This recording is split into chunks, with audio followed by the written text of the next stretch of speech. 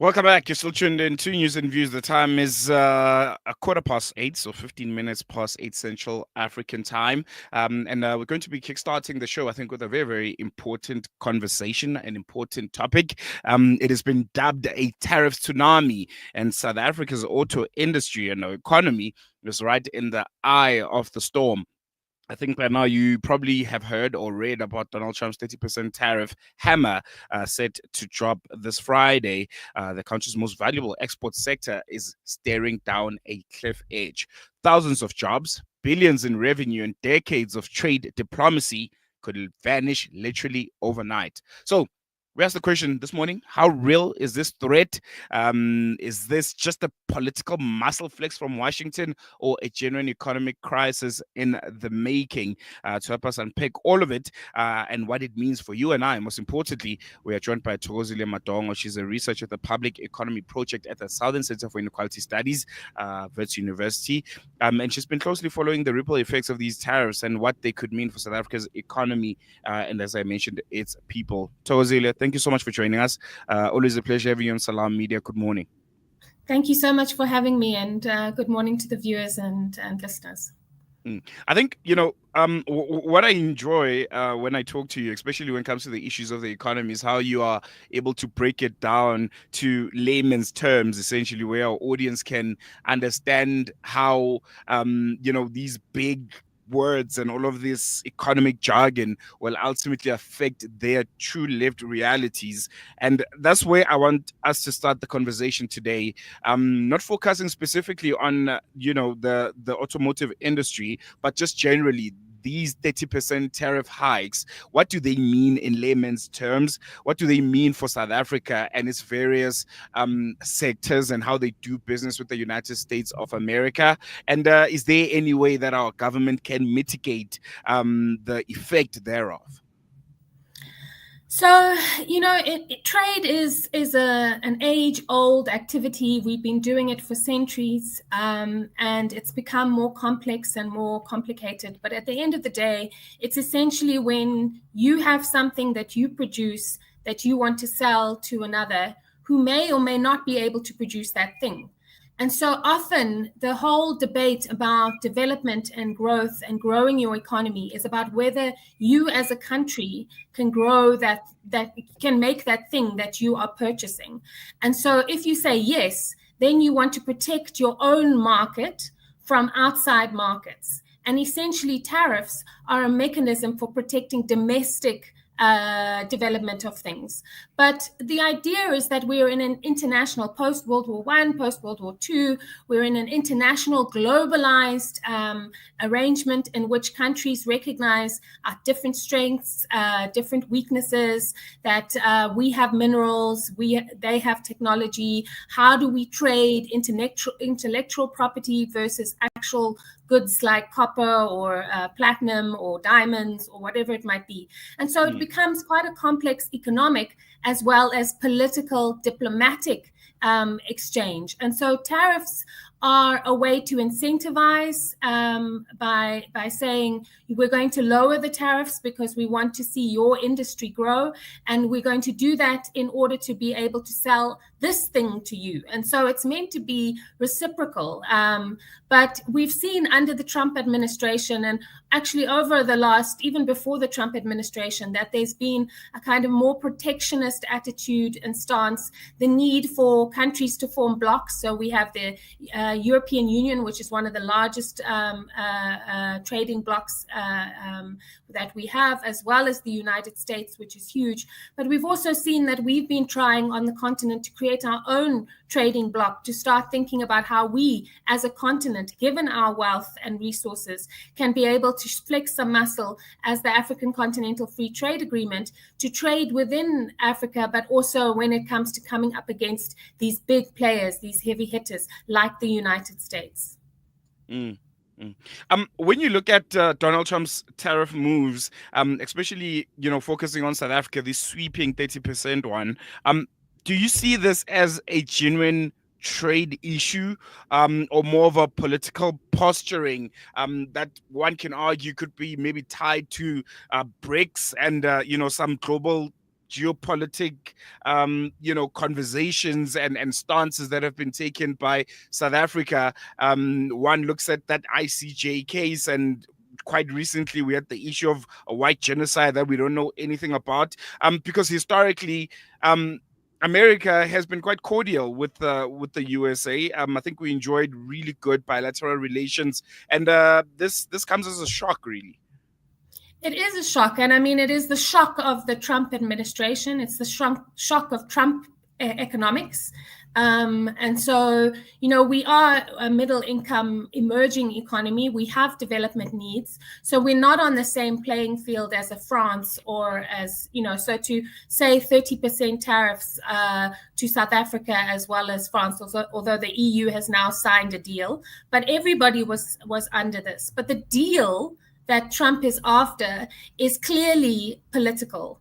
And if you listen to the Director General Zane Dangle from the Department of International Relations and Cooperation, DIRCO, he clearly says that there are non-economic aspects to this bullying, effectively, and we saw it with Brazil. Brazil was basically slapped with a 50% tariffs on certain goods because of Trump wanting them to let the former president Jair Bolsonaro to not face prosecution. And so in the South African case, yes, the question is, what is the economic aspect of this negotiation that's taking place? And we can only garner that because, as the Director General said, this is all under non-disclosure, so there's bits and pieces of information coming through. But essentially, it seems that it is about making sure that South Africa plays the game properly, doesn't flex its muscles under BRICS, also does away with Black economic empowerment, which is domestic. So we've got a country interfering in our domestic choices and essentially democratic decision making that should not be subject to a trade deal. This is something that the South African population has been behind, has supported, and has voted in over the years.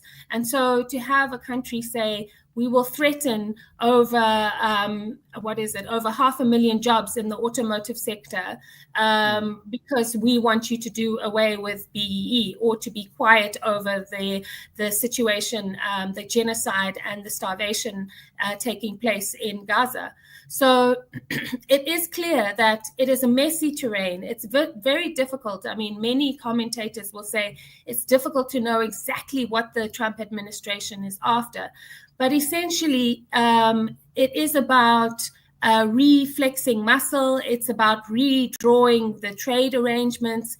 It's about setting countries off against each other. So if South Africa decides to make a deal, does it do so at the expense of Eswatini and Lesotho and Botswana and other countries in the SADC region? What are the implications and the ripple effects, as you said, around South Africa taking a deal, so to speak? And what does it mean for our democratic processes and our democratic space to be able to navigate our own domestic interests around what we see best as a country for our growth and development trajectory?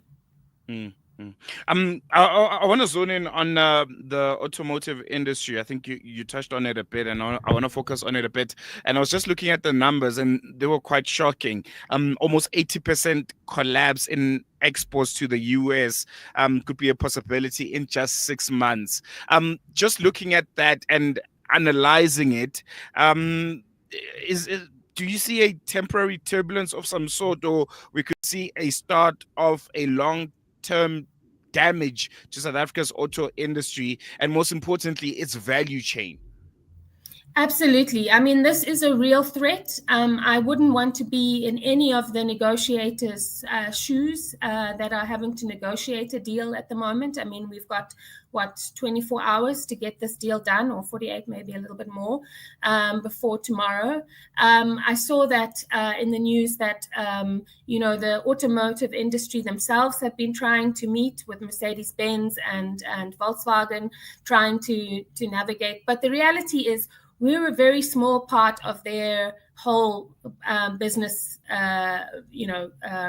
chain to say it. I mean, it's hugely important to us. It's almost 5.3% of GDP in 2023 alone, of gross domestic product. So of our comes out of this automotive sector across the value chain. And the question is, what happens if these 30% tariffs come in? Is there a way that the government has to step in to save the industry and maybe look to developing under the African Continental Free Trade Agreement to use that as a mechanism for supporting our automotive sector? So I'm also wary of this complete focus on the US. Maybe we need to look domestically. We're trying to have a huge trading bloc under the African Free Trade Continental Free Trade Agreement, and so maybe the big question is, will the government step in if the 30% comes in? And I mean, this is the same question for our agricultural sector and so forth. And it's important to note that the automotive sector in this country has been supported heavily by government already through subsidy. And so, it's always been a puzzle that and many people might not know this or are not necessarily aware of it, but to buy a vehicle manufactured in South Africa is more expensive than if you try to buy that vehicle in Europe. Why? I mean, we're producing them here domestically. So there's been some weird stuff happening within the automotive industry in and of itself that needs scrutiny. But the most important thing is that maybe we need to look continental and not necessarily to the US completely. And it might also show that we shouldn't be so dependent on the US in this way, that in a stroke of a pen, or a Koki pen as he likes to use, we can have 500,000 jobs up for grabs because somebody doesn't like our domestic laws. And just looking at the rate of unemployment, losing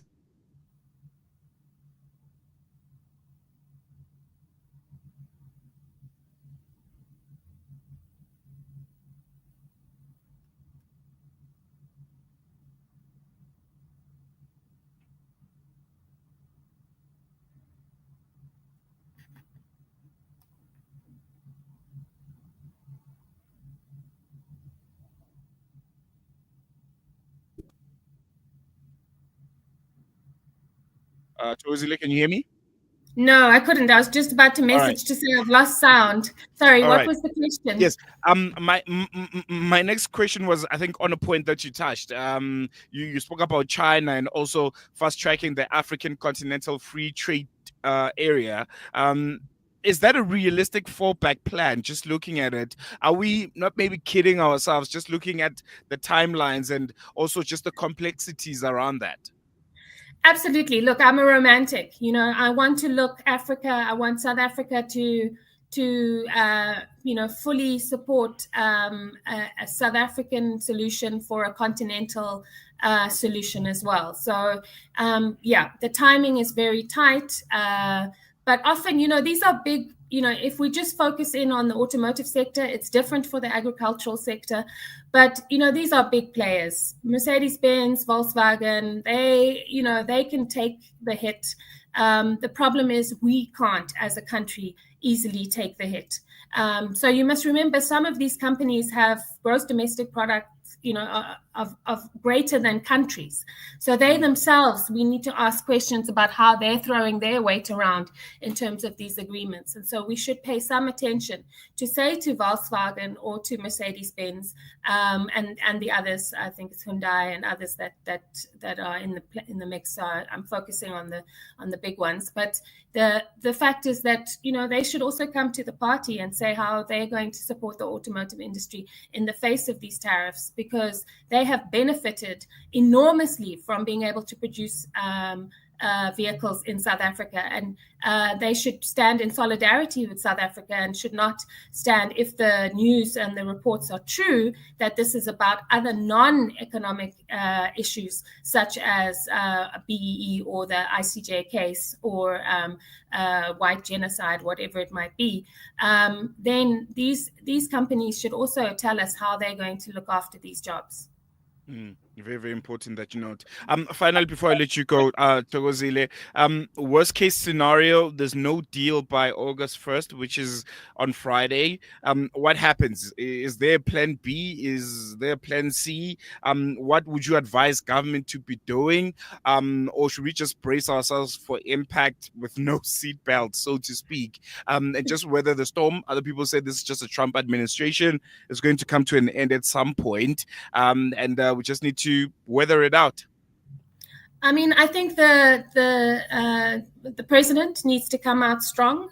He needs to show that there is leadership around what is happening in relation to the United States and what impact it's going to have on the economy. I think we definitely need to make sure that information is available about what deals are being made. At the moment, it's shrouded in secrecy, so we don't know. And so it's very difficult to understand, from a citizen's perspective, what to brace for, right? So I can imagine the industry itself must be in a bit of a state. But again, I think this is a good time for the Department of Trade and Industry, for the Department of International Relations and Cooperation, and National Treasury, and the South African Reserve Bank. They are the four players that need to come together here and say, what does the new trade arrangement look like under Trump administration globally, and what does it mean for South Africa domestically? No, most definitely. We're going to be on that note, Thokozile. Thank you so much for joining us. Always a pleasure. Thank you so much for having me. That was Thokozile Madonko, researcher at the Public Economy Project at the Southern Center for Inequality Studies at Wits University, helping us unpack what's at stake as South Africa's auto industry stares down the barrel of Trump's 30% tariff hammer. And yeah, I think the questions are there, whether it's geopolitics, it's protectionism of some sort, or just plain power play from the Trump administration. The impact on ordinary South Africans is anything but theoretical. Factories are already slowing down. Millions of jobs are on the line.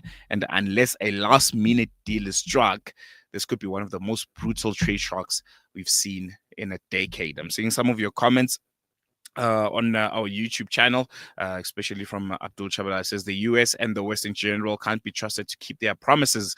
It's time for us to ditch them in favor of the East. Also, why won't we process and refine our own minerals? We should have diversified our economic partnership at least a decade ago. So if any sanctions are ever leveled against us, we can quickly weather any negative effects. The rest of BRICS Plus can fill the gaps. He further continues to say China's BYD is very popular worldwide. Now, literally zero reason for us to not have BYD factories here in Johannesburg or Durban. And I think that's very, very important to see how we can diversify our economy. We see the BRICS bloc. Maybe that could be, I don't know, a mitigating kind of cushion for these tariff hikes. But one thing is for sure, as much as we don't like to admit it, the United States of America is still a very, very important market for us here in South Africa.